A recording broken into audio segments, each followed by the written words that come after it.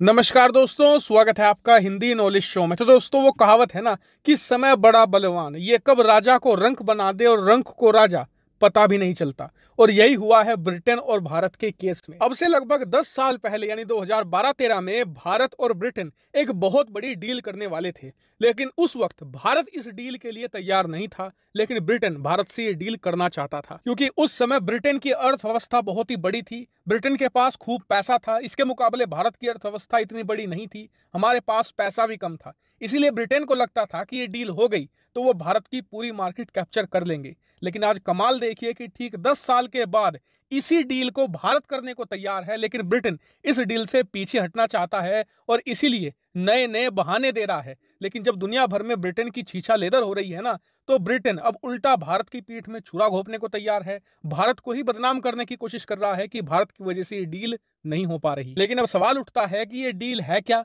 इससे भारत ब्रिटेन को क्या फायदा है, क्या नुकसान है, और ब्रिटेन जिसने इस डील के लिए 10 साल कड़ी मेहनत करी है, वो खुद ही इस डील से पीछे क्यों हटना चाहता है, अपने 10 साल की मेहनत क्यों बर्बाद करना चाहता है। सब कुछ जानेंगे इस वीडियो में बहुत डिटेल से। चलिए इस वीडियो की शुरुआत करते हैं। तो दोस्तों, जिस डील की हम बात कर रहे हैं वो है FTA यानी कि free trade agreement. Britain Bharat के साथ ये डील बहुत ही लंबे समय से करना चाहता था। क्यों? क्योंकि अब से कई साल पहले तक ब्रिटेन की अर्थव्यवस्था बहुत ही मजबूत हुआ करती थी। ब्रिटेन के पास खूब पैसा था, उसकी कंपनियां भी आर्थिक तौर पर बहुत ही बड़ी और बहुत ही शक्तिशाली थी। ऐसे में ब्रिटेन को यह लगता था कि अगर FTA की डील हो जाए तो ऐसे में ब्रिटेन को भारतीय मार्केट का फुल एक्सेस मिल जाएगा। और ब्रिटेन की कंपनियां बहुत ज्यादा बड़ी हैं, बहुत ज्यादा पैसा है। ऐसे में भारत की जो छोटी देशी कंपनियां हैं वो उन्हें कंपटीशन नहीं दे पाएंगी और सालों साल तक ब्रिटेन अकूत संपत्ति कमाएगा भारत से।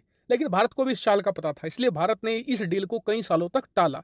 लेकिन आखिरकार सन 2021-22 में भारत ये डील करने को तैयार हो गया। क्यों? क्योंकि भारत की जो कंपनियां थी वो ब्रिटेन की टक्कर पर आ चुकी थी। हमारे पास भी ऐसी कंपनियां थी जो ब्रिटेन में घुसकर ब्रिटिश कंपनियों को कड़ी टक्कर दे सकती थी। और खास करके हम बात करें भारत के सर्विस सेक्टर की, इसमें जो हमारी कंपनी है वो तो बहुत ही ज्यादा शक्तिशाली है। बिना FTA के ही हम सर्विस सेक्टर में पूरी दुनिया को डोमिनेट करते हैं। अब जरा सोचिए, जब FTA हो जाएगा तब तो हम पूरी ब्रिटिश मार्केट को ही खा जाएंगे। और इसीलिए भारत को भी फुल कॉन्फिडेंस आ गया और भारत ने ब्रिटेन को कहा कि चलिए दिवाली वाले दिन यानी कि 24 अक्टूबर 2022 को इस डील को फाइनली साइन कर देते हैं। सब कुछ अच्छा चल रहा था, लेकिन अब से ठीक 2 हफ्ते पहले ब्रिटेन के अंदर एक बड़ा फाइनेंशियल संकट शुरू हो गया। हालांकि इसकी शुरुआत कुछ महीने पहले हो चुकी थी, लेकिन अब यह दुनिया के सामने आने लगा। ब्रिटेन की जो करेंसी है पौंड, वो भयानक तरीके से गिरने लगी और ब्रिटेन का जो खजाना है वो इतना तेजी से गिरा कि मात्र $70 बिलियन रह गया। इतना ही नहीं, जो बड़े बड़े अर्थशास्त्री थे उन्होंने ये भी कहा कि आने वाले कुछ महीनों में ब्रिटिश अर्थव्यवस्था इस हालत में चली जाएगी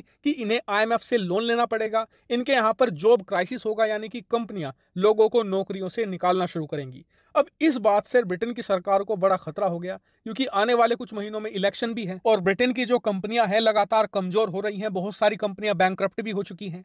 और ऐसे वक्त में अगर ब्रिटेन भारत के साथ ये FTA साइन कर लेता है तो भारत की मजबूत कंपनियों की एंट्री होगी ब्रिटेन में, ब्रिटिश कंपनियों को तोड़कर रख देंगी। इसके अलावा भारत का सर्विस सेक्टर एक्टिवेट होगा, ब्रिटेन की जो बड़ी बड़ी पोजीशंस हैं वहां पर आपको भारतीय बैठे मिलेंगे। ऐसे में ब्रिटिश लोगों की और ज्यादा नौकरियां जाएंगी और ब्रिटिश सरकार के खिलाफ माहौल बनेगा कि ये लोग विदेशियों को हमारी नौकरियां दे रहे हैं और हमें नौकरियों से निकाल रहे हैं। और इसीलिए ये भारत के साथ FTA अब साइन नहीं करना चाहते थे, क्योंकि इन्हें पता था कि भारत पूरी तरीके से ब्रिटिश मार्केट को कैप्चर कर लेगा। और इसीलिए इन्होंने बहाना ढूंढना शुरू किया। बहाना यह बनाया गया कि जो ब्रिटेन की होम सेक्रेटरी हैं यानी कि जो वहां की गृह मंत्री हैं, उन्होंने कहा कि जी भारतीयों के साथ मैं नहीं चाहती कि कोई FTA साइन हो। जी हाँ, और आपको बता दूं कि जो होम सेक्रेटरी हैं ये खुद भारतीय मूल की हैं।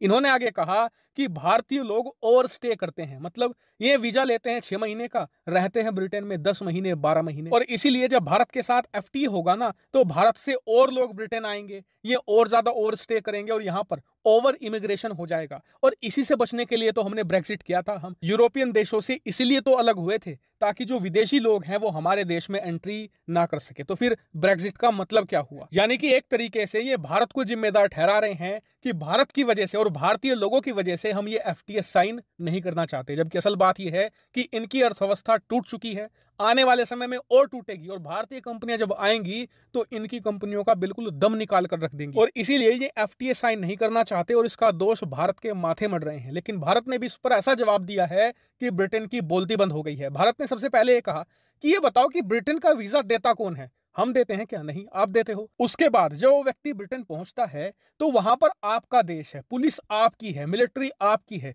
तो जिम्मेदारी भी आपकी है कि आपके देश में कौन आ रहा है, कितने वक्त तक रह रहा है, वीजा है या नहीं है उस व्यक्ति के पास, ये आपकी जिम्मेदारी है। अगर आप इस चीज को हैंडल नहीं कर सकते तो वीजा ना दो, इसमें कोई बड़ी बात तो नहीं है ना। लेकिन इसका दोष हमारे मत्थे मत मढ़िए। और दूसरी बात, अगर आपको ये लगता है कि इस तरीके के घटिया बहाने देकर आप भारतीय मार्केट का एक्सेस तो ले लोगे लेकिन अपनी मार्केट भारत के लिए नहीं खोलोगे, तो ऐसा कतई नहीं होने वाला। भारत सिर्फ और सिर्फ वही डील करेगा जिसमें भारतीय हित हो। तो अगर आपको भारत के साथ ये डील करनी है ना, तो 24 तारीख तक कर लो। अगर नहीं करनी है तो इसे छोड़ने के लिए आप पूरी तरीके से स्वतंत्र हो, लेकिन डील तो भारतीय शर्तों पर ही होगी। और भारत के इस जवाब के बाद 24 घंटे हो गए हैं, ब्रिटेन का मुंह तक नहीं खुला। क्यों? क्योंकि उन्हें पता है गलती उनकी है, भारत का इसमें कुछ नहीं जाता। हालांकि फिलहाल इस बात की संभावना कम है कि भारत और ब्रिटेन के बीच में ये एफटीए 24 तारीख को होगा। इसमें काफी लंबा समय लग सकता है, हो सकता है कुछ महीनों बाद जब ब्रिटेन में नई सरकार आएगी उसके साथ ये डील हो। लेकिन आपका इस पूरे मामले पर क्या मानना है, कमेंट करके जरूर बताएगा। फिलहाल इस वीडियो में इतना ही। Thank you very much for watching.